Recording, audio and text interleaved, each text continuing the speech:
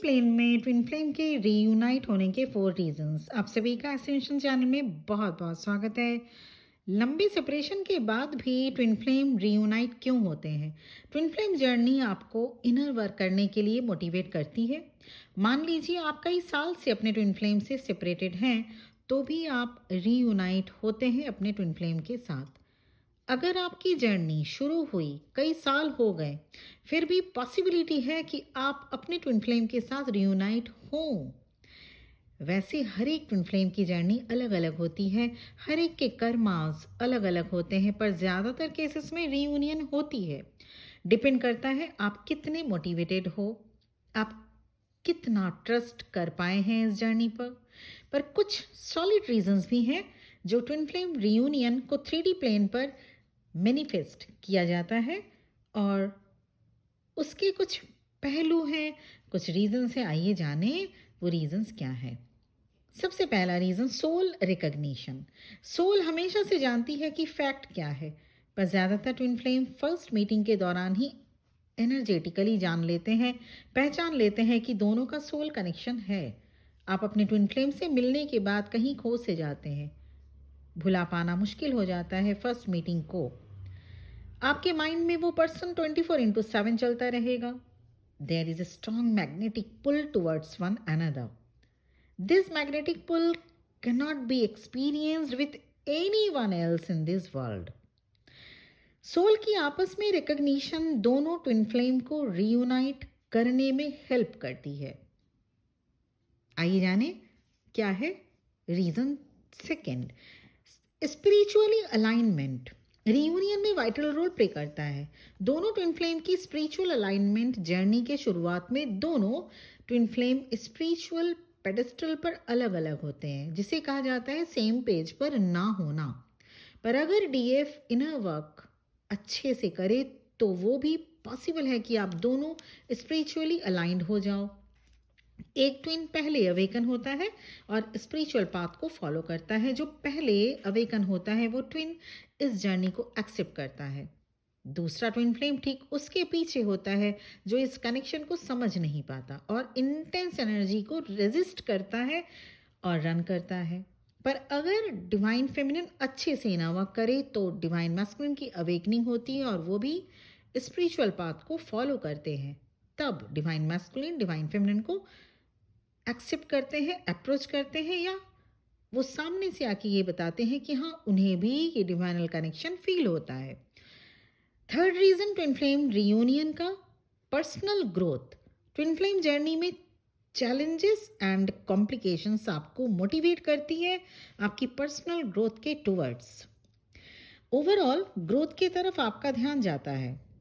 Spiritual growth, financial growth, mental blockages अगर हैं तो उसे आपको दूर करना होता है, जो कि आप करते भी हैं। You also accept the way you are. अगर कोई बॉडी शेमिंग पहले आपके साथ था तो वो अब नहीं रह जाता।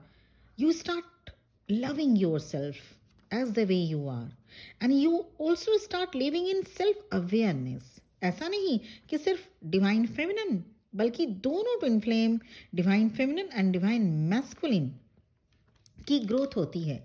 Both goes through period of self discovery. एक ट्विन फ्लेम ये समझते हैं कि क्यों वो अपने सोल को फॉलो कर रहे हैं या चेस कर रहे हैं, क्योंकि अपने सोल खुद, क्योंकि जो ट्विन फ्लेम है वो तो आप ही का हाफ सोल है। So there is no need to chase, क्योंकि वो आपके साथ एनर्जेटिकली हमेशा कनेक्टेड है। तो आप डिवाइन फेमिनिन को एक टाइम के बाद ये समझ में आ जाता है कि क्यों आखिर आप चेज कर रहे हैं, क्यों चेजिंग में लगे पड़े। वो तो आपके साथ ही है, जो आपके साथ है उसको चेज या फॉलो करने की तो कोई ज़रूरत नहीं। वहीं डिवाइन मैस्कुलिन को ये समझना होता है, और वो समझते भी हैं, why they are running from their divine feminine. जैसे ही डिवाइन मैस्कुलिन को ये समझ आ जाता है कि कोई वजह नहीं है रन करने का, then they reach out their divine feminine. Fourth and last and very important reason, divine timing. सबसे इंपॉर्टेंट, ट्विन फ्लेम जो जब पहली बार मिलते हैं तो दोनों ही सोल लेवल पर इमैच्योर होते हैं। ट्विन फ्लेम जर्नी एक्चुअली जो डिवाइन टाइमिंग है उस पर बेस होती है। ट्विन फ्लेम जर्नी में actual timing was not right. जब आप दोनों twin flame, divine masculine and divine feminine, जब फर्स्ट प्लेस में पहली बार जब मिलते हैं, एक्चुअली वो time, this is absolutely not right time, because twin flame को हीलिंग फेज से गुजरना होता है, कुछ ऐसी लाइफ एक्सपीरियंस से गुजरना होता है, कुछ पास्ट लाइफ हर्ट्स हील करने होते हैं, जो और भी बहुत ढेर सारी मैच्योरिटी जो आप लोग को चाहिए होती है, ज़रूरी होती है रियूनियन के लिए। तो वो सभी मैच्योरिटी तभी आ पाती हैं जब आप खुद पर वर्क करें, तभी तो ये जर्नी में आकर आप मैच्योर बनते जाते हैं। ट्विन फ्लेम जर्नी में डिवाइन टाइमिंग का बहुत बड़ा रोल प्ले होता है।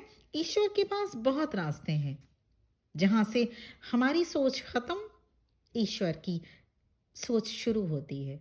तो ईश्वर के पास बहुत सारे रास्ते हैं, इनफाइनाइट वे। वो कहीं ना कहीं से रास्ता ज़रूर निकालते हैं रियूनियन के लिए। आपको इनर वर्क करना है, आपको उन इश्यूज पर फोकस करना है जो रीज़न बना आपके सेपरेशन का। अगर वो रीज़न कोई आपसे रिलेटेड था, लाइक सम बिहेवियर पैटर्न और सम एटीट्यूड इश्यूज और something other it could be, तो सबसे पहले आप उन चीज़ों को, आप उन शैडो साइड्स को हील करें। सबके सिचुएशंस अलग अलग हो सकते हैं, और बाकी के जो डिफरेंसेस हैं उनको ईश्वर पर छोड़ दीजिए, जैसे जियोग्राफिकल डिस्टेंस, कार्मिक रिलेशन या फिर कुछ और।